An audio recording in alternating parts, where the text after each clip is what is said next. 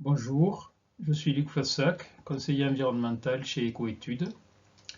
Je vais vous parler aujourd'hui de construction en paille en abordant un historique de la construction en paille, les ressources disponibles et les techniques de construction. Voici les principales thématiques que nous allons voir ensemble. Le matériau paille, les techniques générales de construction adaptées à la paille, les techniques de construction en paille avec la paille porteuse, la paille en remplissage d'ossature et les systèmes d'isolation par l'extérieur en paille.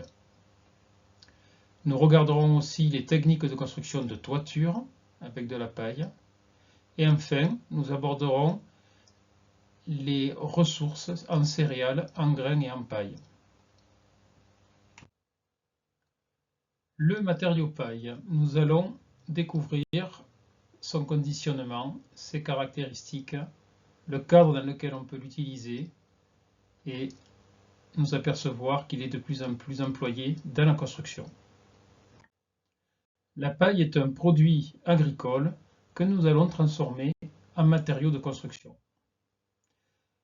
Elle est disponible sous plusieurs formes, des bottes de paille de différentes dimensions, entre 22 cm d'épaisseur jusqu'à 1,20 m d'épaisseur pour les bottes les plus grandes, de la paille hachée qui pourrait être utilisée en insufflation pour l'isolation, des panneaux de paille qui font une dizaine de centimètres d'épaisseur. La paille est un matériau isolant très intéressant. Elle a une masse volumique comprise entre 80 et 120 kg par mètre cube, une conductivité thermique relativement faible, 0,044, et une capacité thermique massique importante de 1500 joules par kilo. La paille est donc un isolant lourd qui est bénéfique à la fois en hiver et en été. Par ailleurs, elle a un classement au feu normalement inflammable et protégée par un enduit ou une plaque, elle est classée BS1 D0 dans le classement européen. De plus, elle est très peu polluante puisqu'elle bénéficie d'une étiquette A+ au niveau de la qualité de l'air. Les bottes de paille sont disponibles dans plusieurs dimensions, avec une botte de 22 cm d'épaisseur par exemple, la résistance thermique est de 5. Le déphasage thermique de 10 heures et le transfert de chaleur de seulement 7,6%. Avec 36 cm d'épaisseur, on obtient plus de 8 de résistance thermique, un déphasage de la chaleur de 16 heures, un transfert de chaleur très faible, 1,5%. Et bien sûr, un stockage important de gaz à effet de serre de 27 kg par mètre carré. Voyons maintenant dans quel cadre on peut utiliser la paille dans la construction. En France, elle est encadrée par des règles professionnelles qui permettent de l'utiliser dans tout type de construction. Elle est traduite en espagnol, en néerlandais et en anglais. À ce jour, il y a eu environ 10 000 règles professionnelles qui ont été vendues et distribuées. La construction en paille a un succès grandissant. On voit ici une carte d'Europe qui présente une petite partie des bâtiments construits sur notre continent. Vous noterez que la France en compte le plus grand nombre. Il y a environ 10 000 bâtiments construits en paille en France aujourd'hui.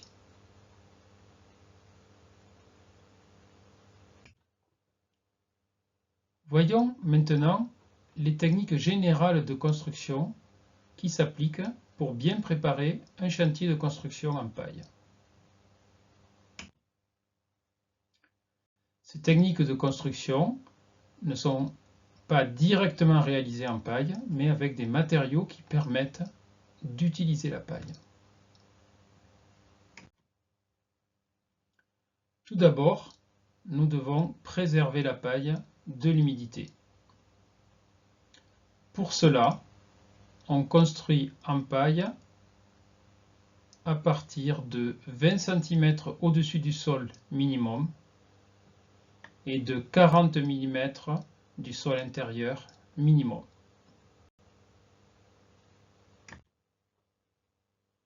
On voit ici un exemple avec une partie en maçonnerie de 20 cm de hauteur, puis au-dessus un dispositif de rupture de capillarité pour que l'humidité ne remonte pas dans les murs en paille, et des dispositifs d'étanchéité à l'air qui vont permettre de s'assurer que le bâtiment sera efficace d'un point de vue thermique.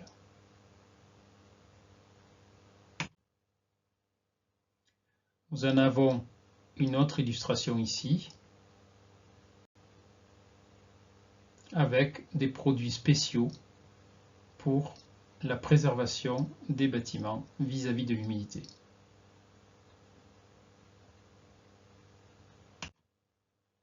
Sur ce bâtiment, nous pouvons voir par exemple que dans la photo en haut à gauche, la paille ne commence qu'à une vingtaine de centimètres du sol. Et sur la photo de droite, que la partie enterrée du bâtiment n'est pas isolée en paille.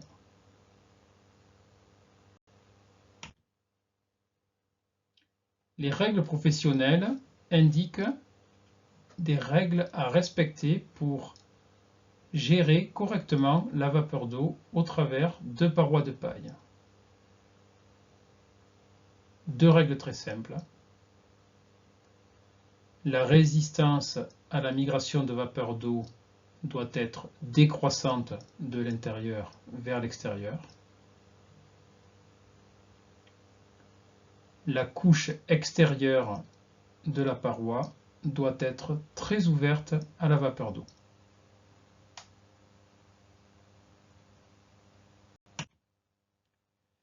Les règles professionnelles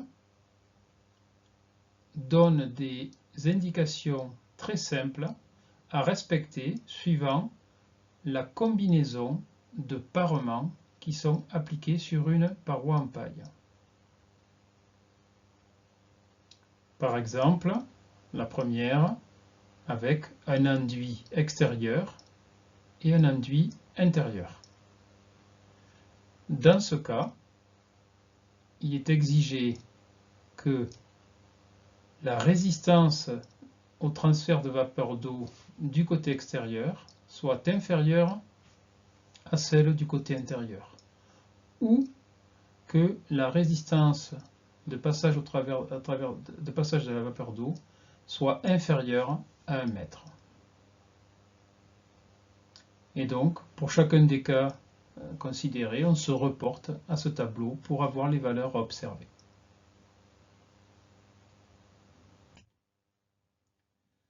Voyons maintenant les techniques de construction de murs en paille.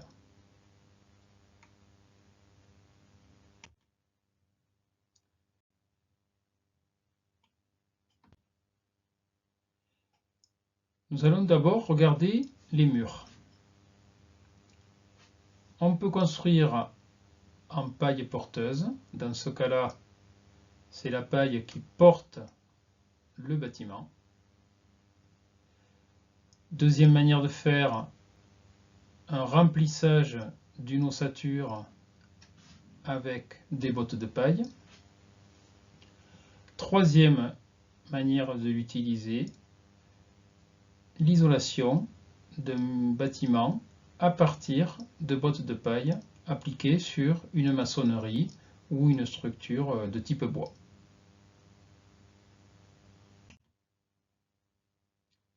Nous allons commencer par examiner les techniques de paille porteuse avec des petites bottes qui sont couramment pratiquées un peu partout dans le monde.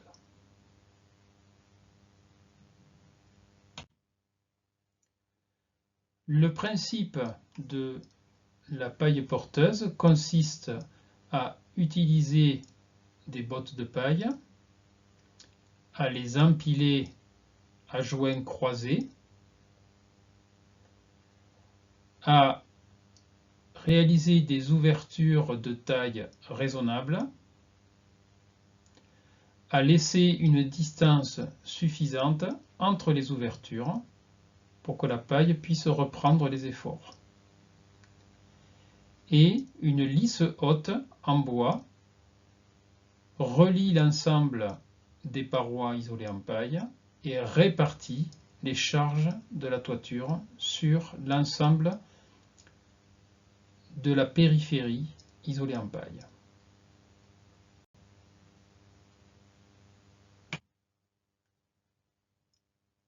Cette technique de construction a démarré aux États-Unis au XIXe siècle, avec l'apparition des premières presses agricoles. On voit ici une photo d'une maison construite fin XIXe siècle aux États-Unis. Elle est en paille porteuse.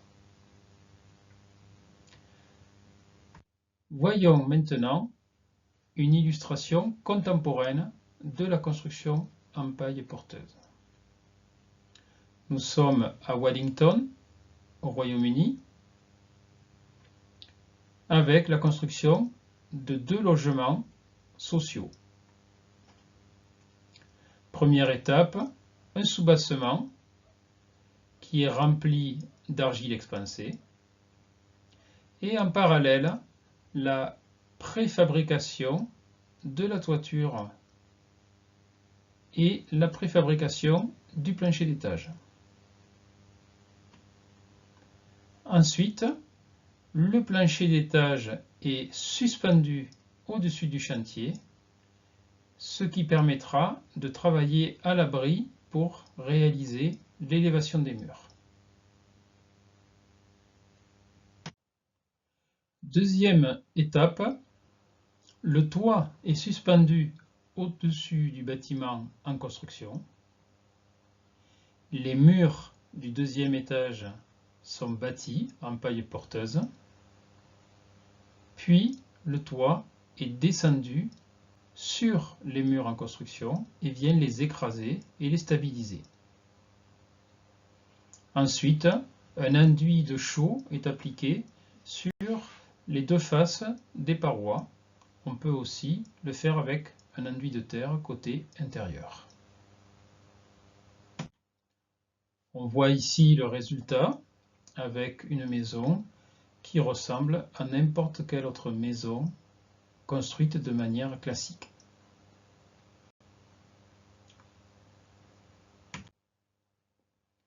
Nous avons ici une coupe du bâtiment qui montre notamment les soubassements, le plancher qui est décollé du sol pour éviter toute remontée d'humidité, et les murs en paille porteuse, ainsi que une isolation des combles avec de la ouate de cellulose.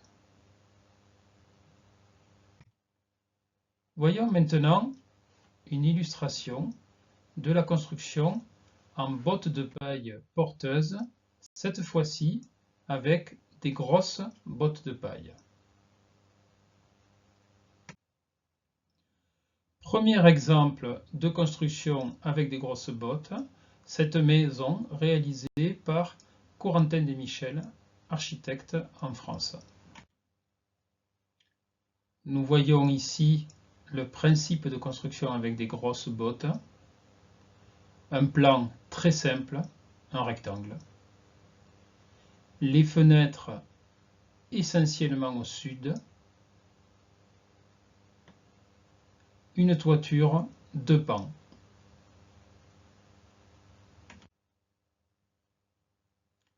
La hauteur d'un mur construit avec des grosses bottes est de seulement 2 bottes empilées verticalement. Elles sont mises en œuvre à la grue puisque très lourdes. On notera que les ossatures sont dimensionnées en conséquence. Deuxième exemple d'une construction en paille porteuse avec des grosses bottes, cette fois par l'architecte suisse Werner Schmidt. À nouveau, un bâtiment avec des formes simples, des planchers qui sont faits de bois massif, des cloisons qui sont faites ici aussi de bois massif, des plafonds qui sont isolés en grosses bottes de paille, ainsi que les murs, ainsi que le plancher.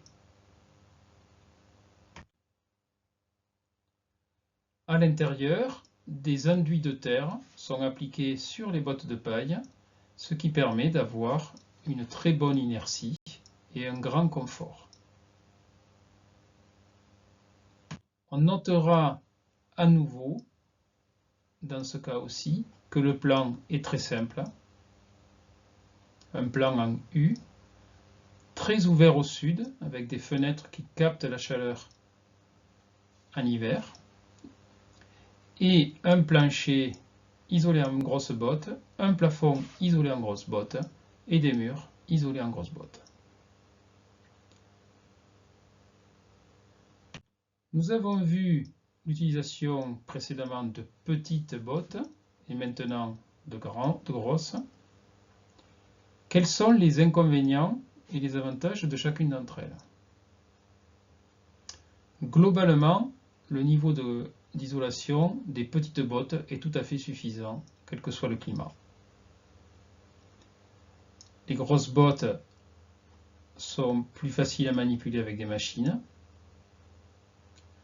mais l'utilisation de grosses bottes accroît la surface à construire, que ce soit au niveau de la dalle, des façades, de la toiture.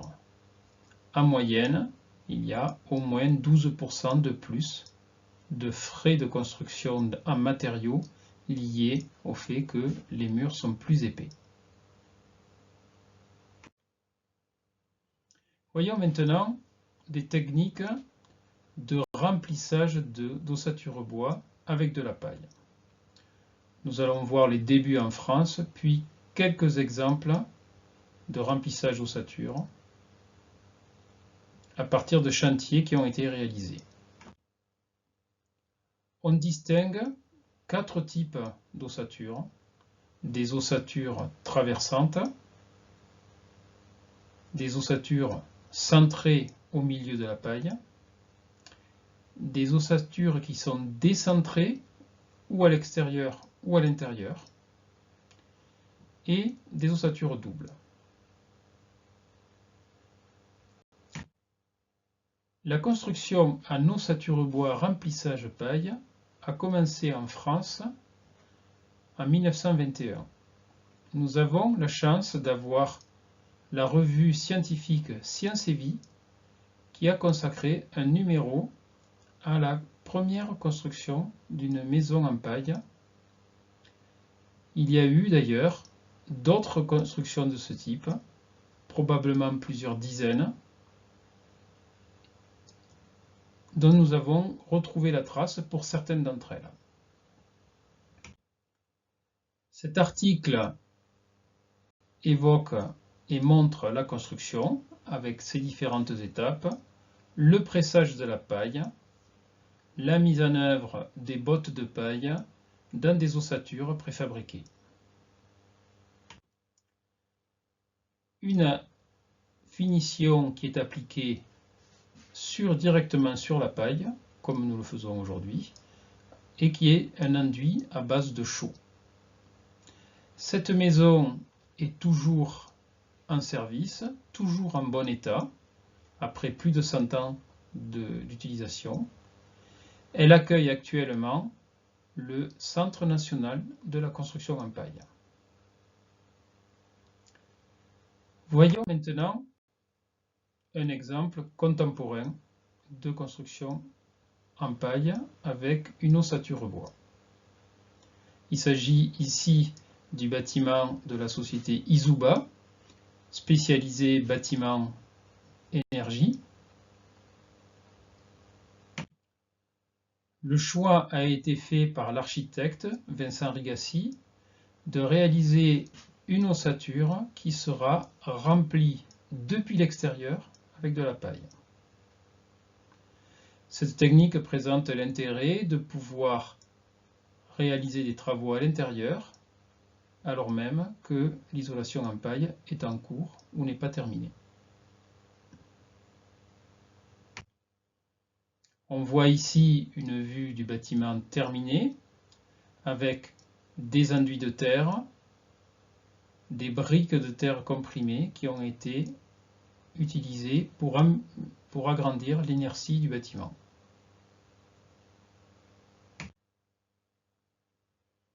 La coupe présentée ici montre que la toiture et les murs de ce bâtiment ont été isolés en paille.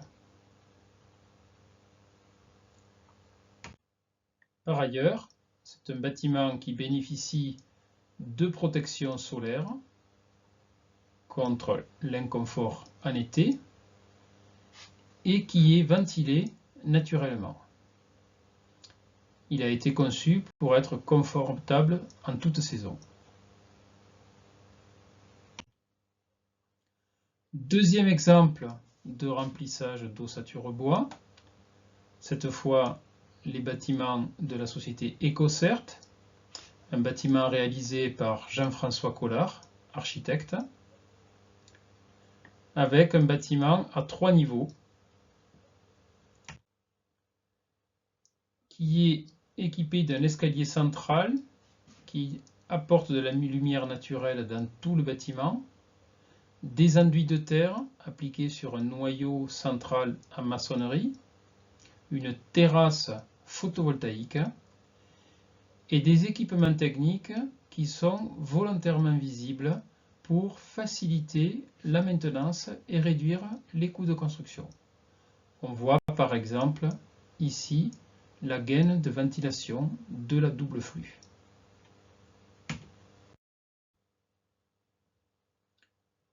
Le bâtiment est en plusieurs niveaux. On voit la façade sud en haut à gauche. Et on peut remarquer que ce sont surtout les façades sud et nord qui sont vitrées, car elles permettent d'éviter les problèmes de surchauffe en été. Le plan du bâtiment est assez simple, avec des parties en open space et d'autres avec des bureaux fermés. Le dernier niveau est consacré aux salles de réunion.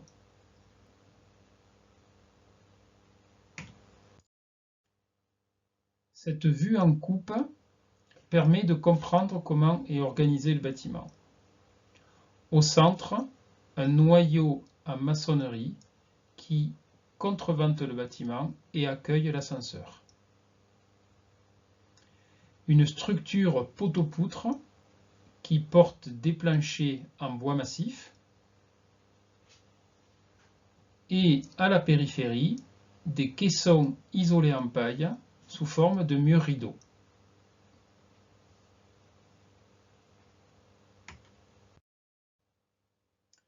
Nous voyons ici la construction du noyau central en maçonnerie, puis la pose des poutres et des poteaux de bois. Troisième étape, la mise en place des planchers en bois massif contre cloué. Et enfin, lorsque le bâtiment est à l'abri des intempéries, la paille est amenée pour être appliquée en isolation intérieure.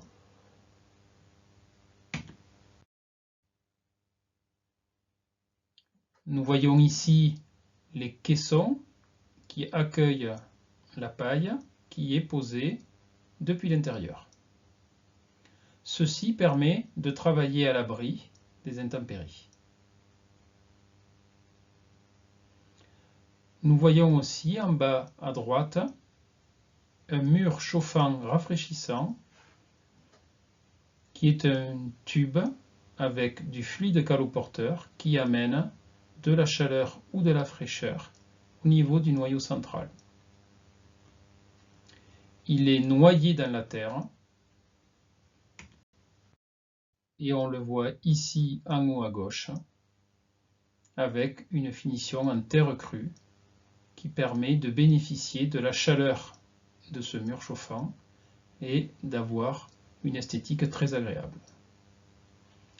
Nous voyons ensuite la façade nord du bâtiment à droite et en bas à gauche la façade ouest. Ce bâtiment est à énergie positive, il produit plus d'énergie qu'il n'en consomme. Voyons maintenant un exemple de bâtiment industriel, l'herbier du Diois.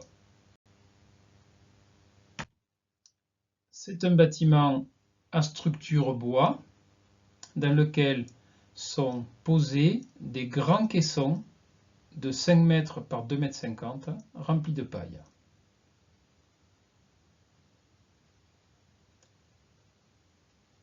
Ils sont livrés sur camion et appliqués sur la charpente.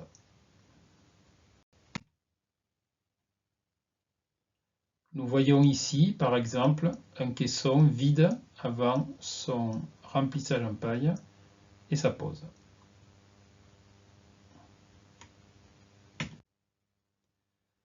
La coupe présentée ici montre la simplicité de construction de ce bâtiment réalisé par l'architecte Vincent Rigassi.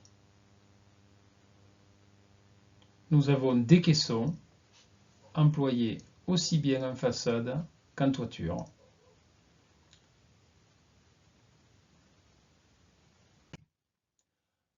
Autre exemple de bâtiment préfabriqué avec à nouveau une structure poteau-poutre. Il s'agit d'un magasin réalisé par l'architecte Corentin Desmichel. Les caissons ont été préfabriqués avec des poutres en I. Ils sont remplis de paille, contreventés par des feuillards et fermés côté intérieur par des plaques de gypse. Côté extérieur, on le voit chargé sur le camion. Les caissons sont habillés avec un bardage bois.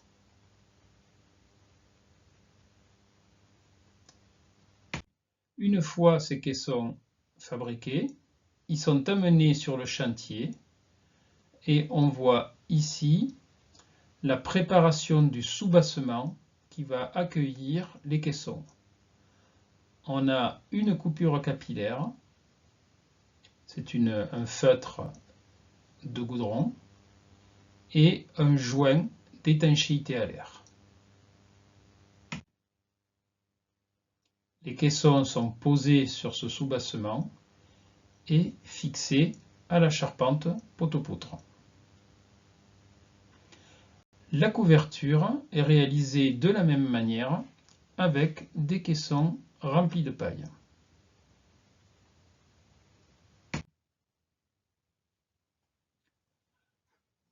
Nous voyons ici une coupe du bâtiment qui montre à nouveau la simplicité de la construction.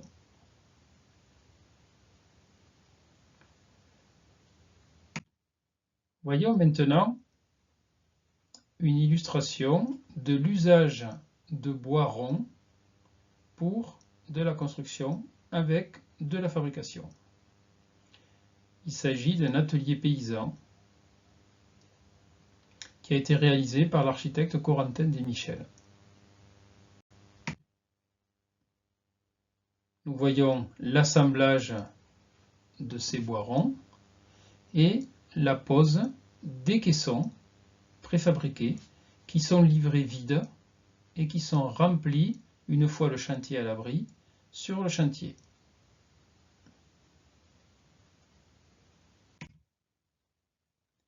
Examinons maintenant les différents systèmes d'isolation par l'extérieur en paille. On en distingue plusieurs, les systèmes collés, chevillés, liés, calés-chevillés et à ossature. Nous allons en voir seulement quelques exemples.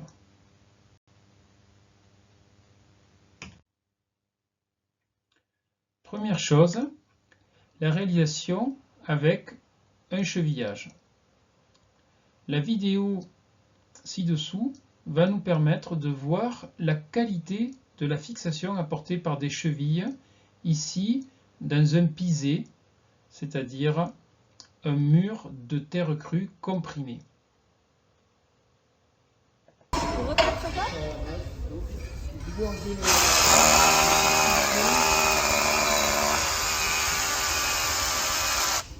Donc un trou est fait dans le mur. La cheville est enfoncée dans le mur. Très bien. Est-ce que tu peux essayer de visser? Et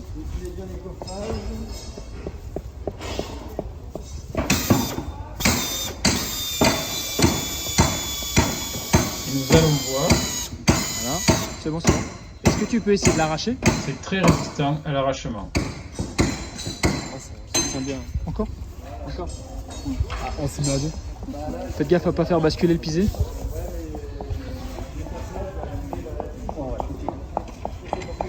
Ah oui.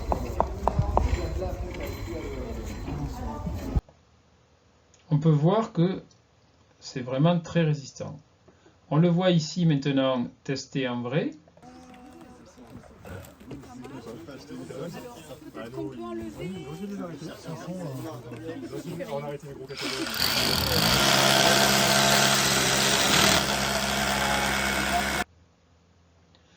L'intérêt de cette technique est d'aller vite.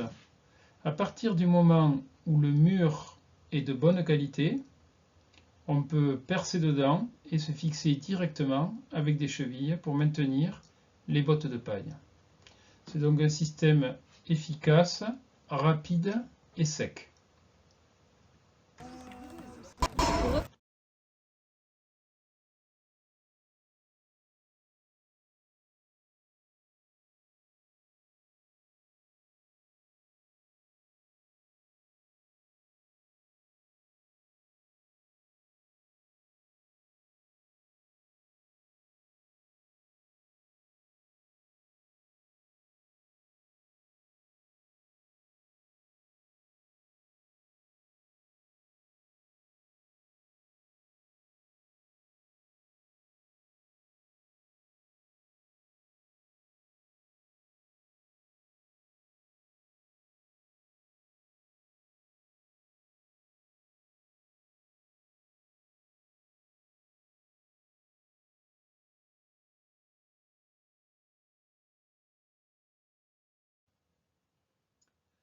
On va voir une autre illustration de ce type de système constructif, avec cette fois un mur en bois massif sur lequel a été appliquée de la paille fixée par des chevilles.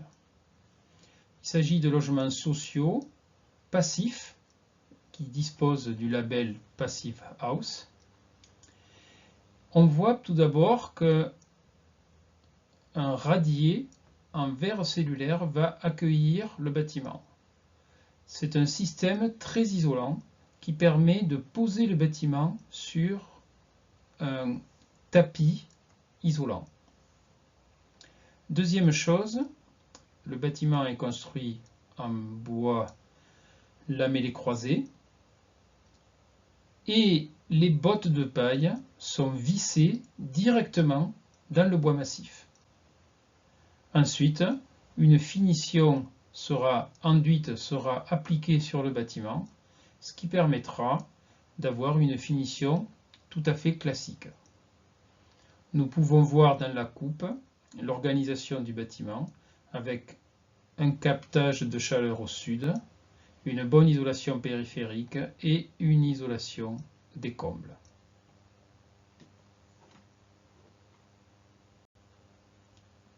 Voyons maintenant un autre système de fixation des bottes de paille sur un bâtiment existant, avec ici un système lié. On peut utiliser des sangles ou tout simplement de la corde et notamment la ficelle qui est utilisée pour grouper des bottes de paille dans des paquets communs. Il s'agit d'un chantier réalisé par Benoît Rogelot, architecte à Paris. On voit ici la mise en œuvre sur ce bâtiment avec des sangles qui sont fixées dans le mur en pierre et qui viennent serrer les bottes de paille contre la paroi.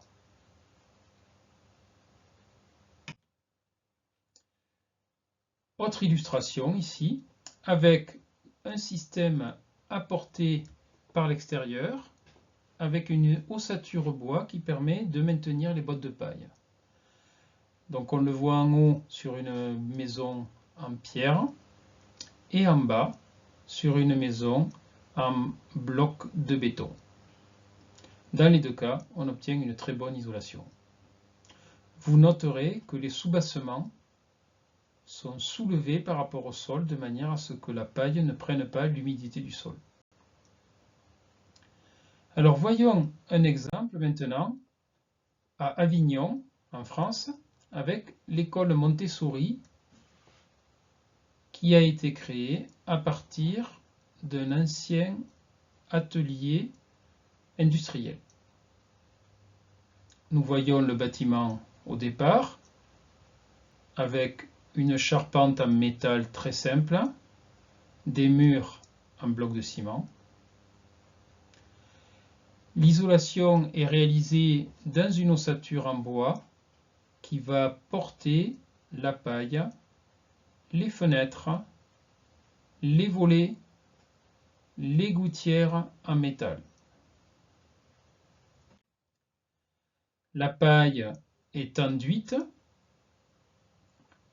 à la machine et côté intérieur, des enduits de terre crue sont appliqués sur les murs en bloc de béton. À la fin des travaux, on obtient un très beau bâtiment avec des performances thermiques remarquables.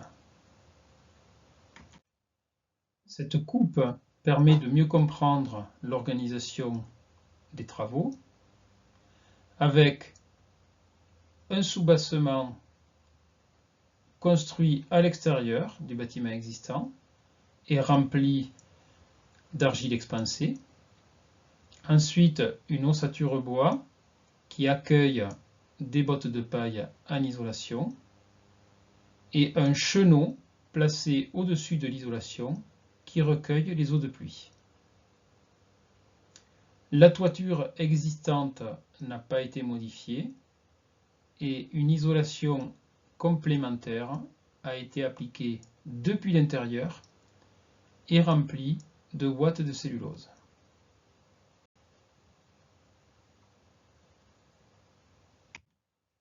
Voyons maintenant un autre système d'isolation par l'extérieur qui fait appel à des ossatures bois aussi et à des panneaux de paille comprimée. Il s'agit de la résidence Paoli à Arles et le chantier a été supervisé par Cédric Amelin, architecte de l'association Nebraska. Nous voyons donc qu'ont été utilisées à la fois des petites bottes de paille et des panneaux de paille là où on avait besoin d'une faible épaisseur d'isolation pour préserver l'espace habitable. Le chantier a été réalisé depuis l'extérieur. Et on voit ici la fixation des bottes de paille avec des sangles. On peut le faire aussi avec des cordes. Dans les balcons, un matériau de plus faible épaisseur a été employé. Il s'agit des panneaux de paille de la société française Copano.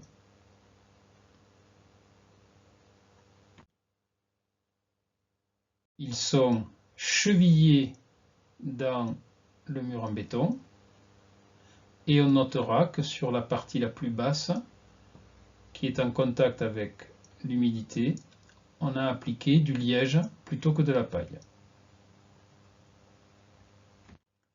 Ceci permet donc de bénéficier d'une bonne isolation tout en ayant une faible épaisseur d'isolation.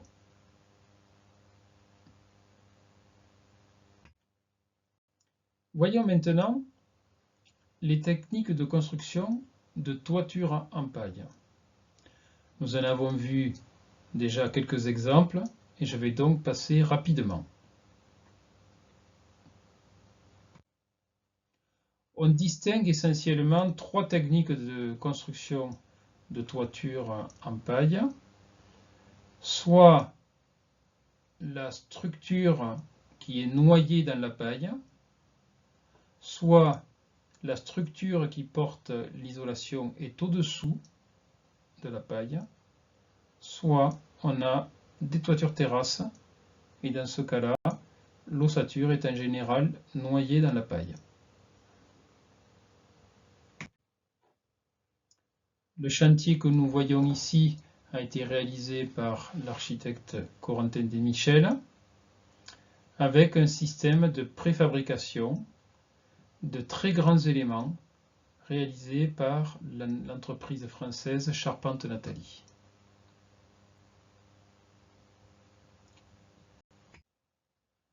Voici le résultat final de cette construction préfabriquée avec une maison à l'architecture contemporaine et simple, très performante sur le plan thermique. Nous allons maintenant voir quelles sont les ressources disponibles pour construire en paille, examiner comment la culture des céréales se conduit, quelles sont les surfaces disponibles, les usages actuels de la paille, et nous verrons que la paille est une ressource abondante.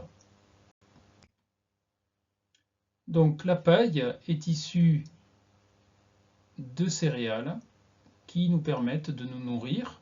Elles produisent des grains et la tige des céréales, une fois sèche, constitue la paille. Voyons donc quelles sont ces ressources.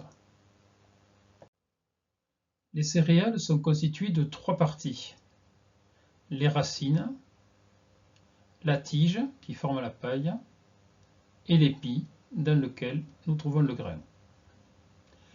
La culture commence avec les semis, puis les céréales font leur croissance et lorsqu'elles sont mûres, on récolte au cours de la moisson le grain et la paille. Une partie de la paille reste au sol et est broyée par la moissonneuse. Une autre est laissée derrière la moissonneuse et sera ensuite pressée avec un tracteur et une presse agricole. On obtient alors des bottes de paille qui sont récoltées et stockées à l'abri dans un hangar. Examinons la situation relative de la France et de l'Ukraine.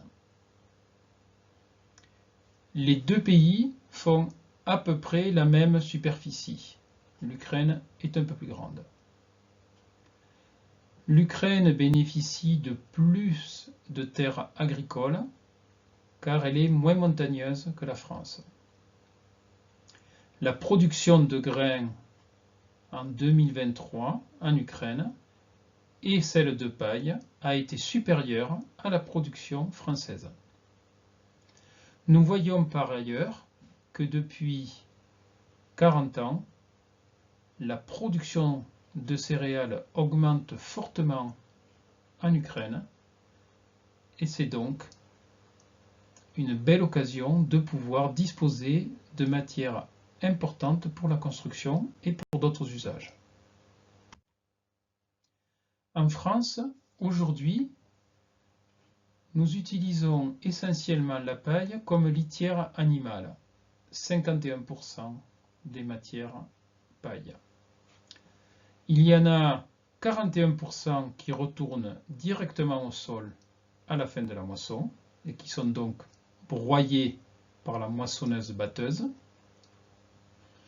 Il y en a environ 8% qui sont employés pour divers usages et la construction n'en consomme que 0,1%. Si l'on voulait isoler massivement en paille, en France ou en Ukraine, nous avons très largement les ressources nécessaires pour cela. Avec 1% de la paille en Ukraine, on pourrait isoler 20% des logements neufs qui sont construits chaque année en Ukraine. Avec 5% de la paille ukrainienne, nous pourrions isoler 99% des logements. En France, c'est à peu près les mêmes ordres de grandeur. Nous venons donc de faire un tour de la construction en paille. Nous avons vu les caractéristiques du matériau, les techniques constructives et les ressources disponibles. On voit qu'elles sont abondantes, suffisantes pour construire un très grand nombre de bâtiments. J'espère que cela vous donnera envie de le faire vous aussi et je suis maintenant à votre disposition pour des questions et des échanges. Merci pour votre attention.